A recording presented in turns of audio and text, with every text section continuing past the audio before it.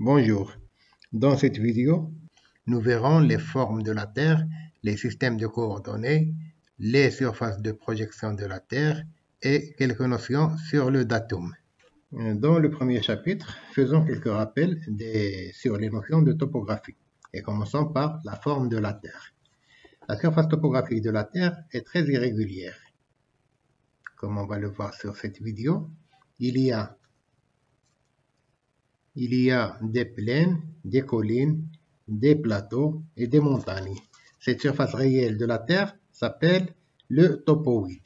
C'est une surface très irrégulière dont l'altitude varie de 0 m au niveau des côtes à 8884 mètres au niveau du mont Everest dans l'Himalaya. C'est une surface qui est indéfinissable mathématiquement.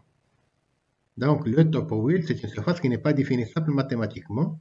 Pour pouvoir faire des représentations de la surface de la Terre, pour pouvoir se repérer sur la surface de la Terre, les scientifiques se devaient trouver une forme qui facilite le calcul des dimensions et la représentation cartographique de la Terre. C'est pourquoi ils ont créé une surface lisse qui s'est avérée être un ellipsoïde. C'est une sphère aplatie au pôle.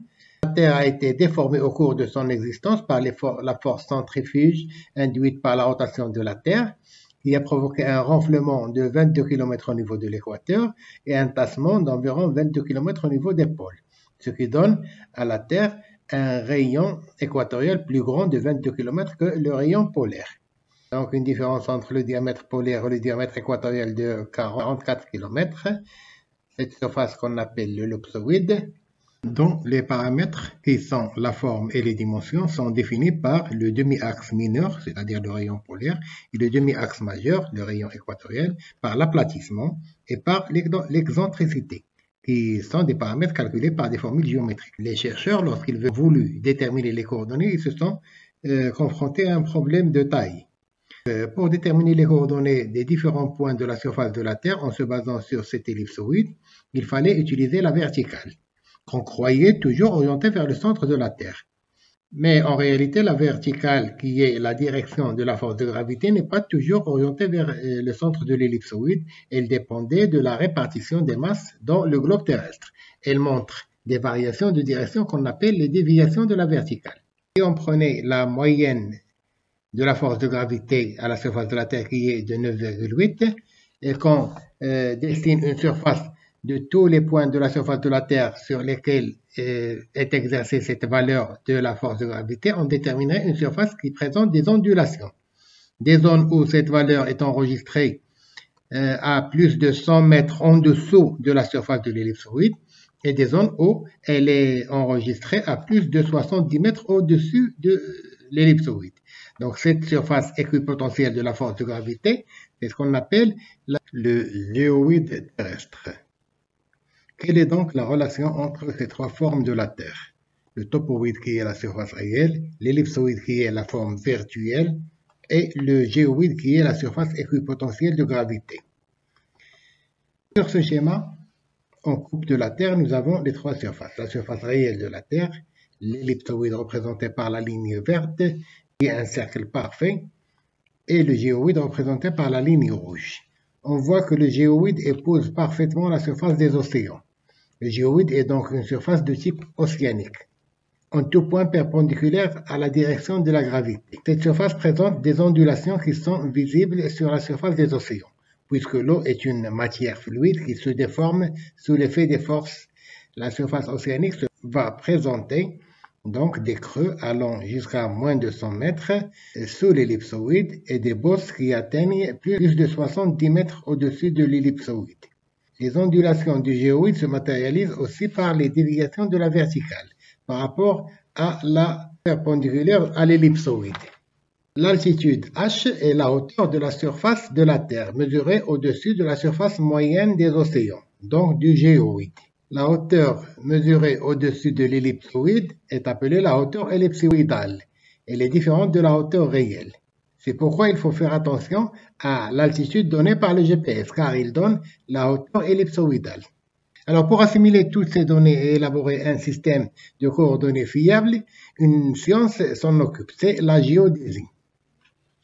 La géodésie est une science qui a pour but l'étude et la détermination de la taille et de la forme de la Terre et de son champ de gravité dans un espace tridimensionnel. Il consiste à repérer un ensemble de points dans un système unique associé à une surface terrestre moyenne idéale, qui est l'ellipsoïde autour du centre de gravité de la Terre. L'ellipsoïde de référence est obtenu par calcul à partir du géoïde de référence local et son approche au plus près pour la zone considérée. La géodésie est donc la science qui combine toutes ces données pour trouver une solution intermédiaire pour obtenir des coordonnées géographiques fiables à la surface de la Terre. C'est pourquoi les ellipsoïdes sont déterminés régionalement et qu'elles soient le plus proche possible du géoïde au niveau de la zone considérée, quitte à ce qu'il y ait des grandes erreurs loin de cette zone considérée.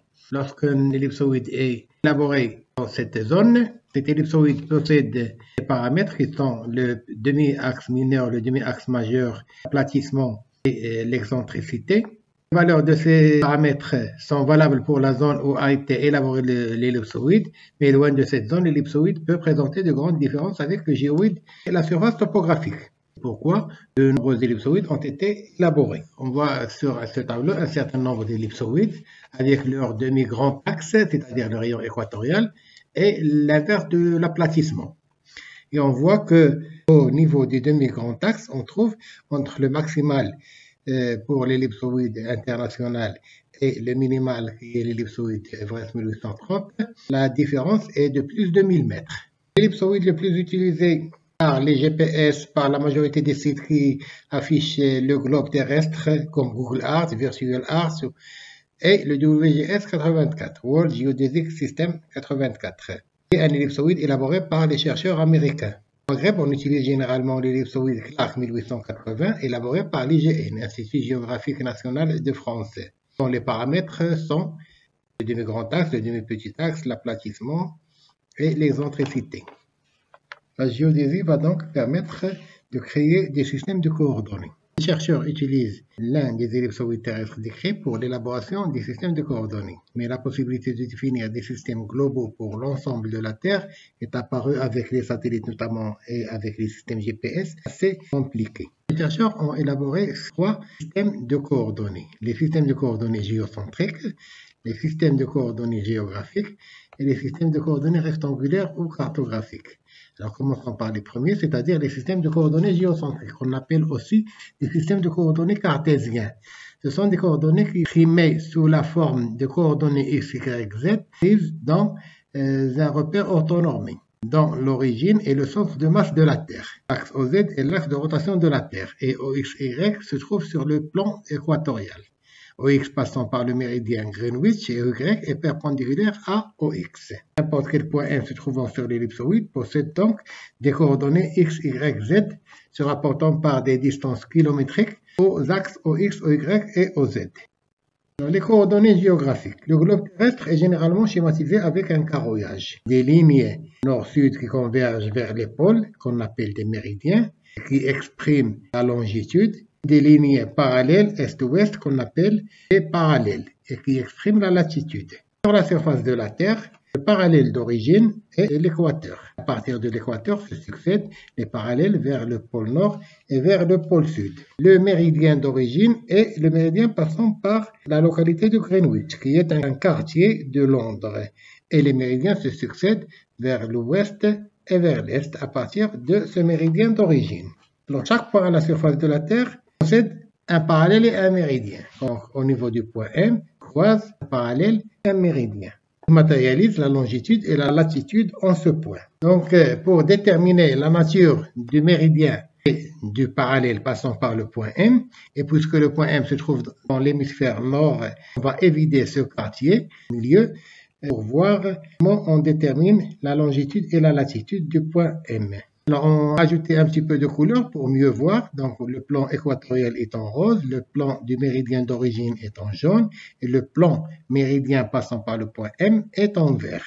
Alors, la longitude au point M, l'angle formé par le rayon équatorial au point M et le rayon équatorial au plan du méridien d'origine.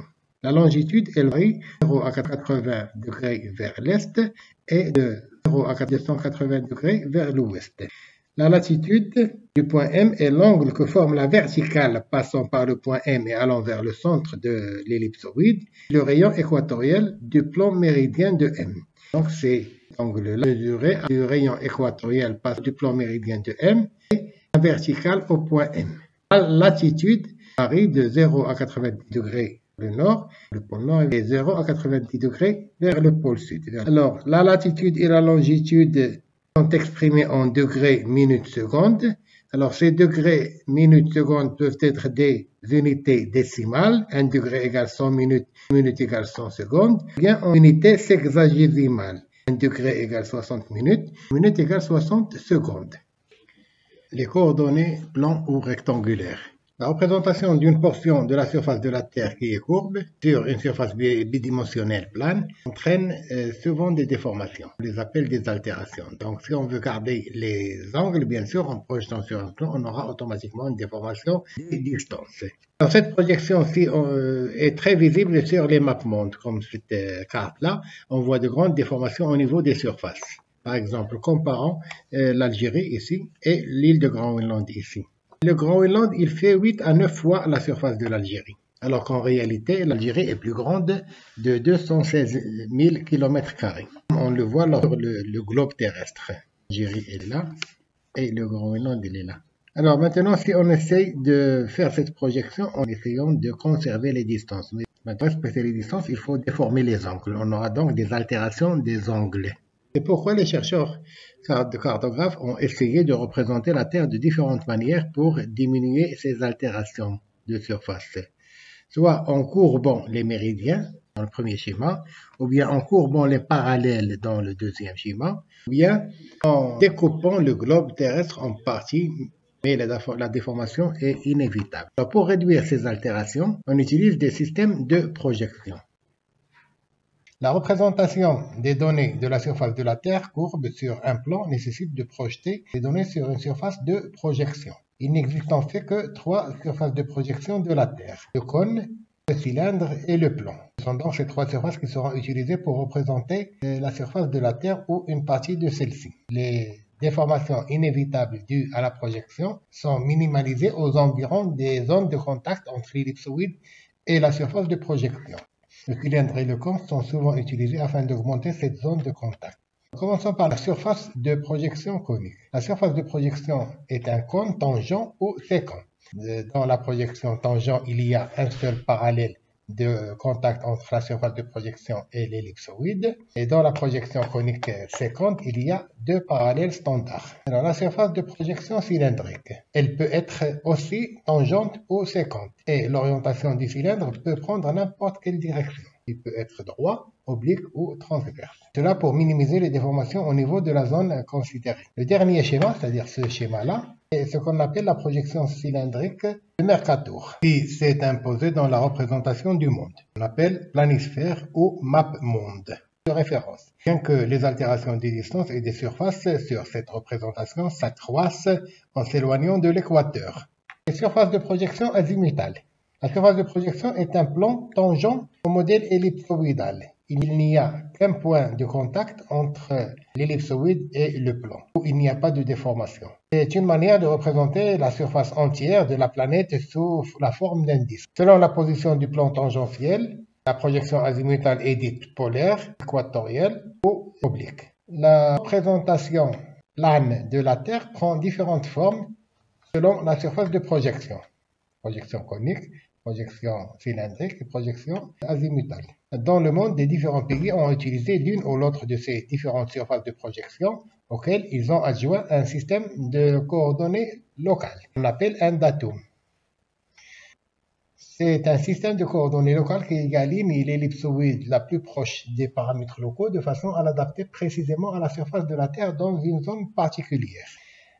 Un point de la surface de l'ellipsoïde est mis en correspondance avec une position particulière sur la surface de la Terre. Ce point est également désigné sous le nom de point fondamental du datum, à partir duquel est déterminé le nouveau système de coordonnées, avec les orientations des lignes de latitude et de longitude à la surface de la Terre, et qui sont cette fois-ci kilométriques. Dans la prochaine vidéo, nous parlerons du datum marocain de Mechiche, des techniques de nivellement et des formes de relief. Je vous remercie.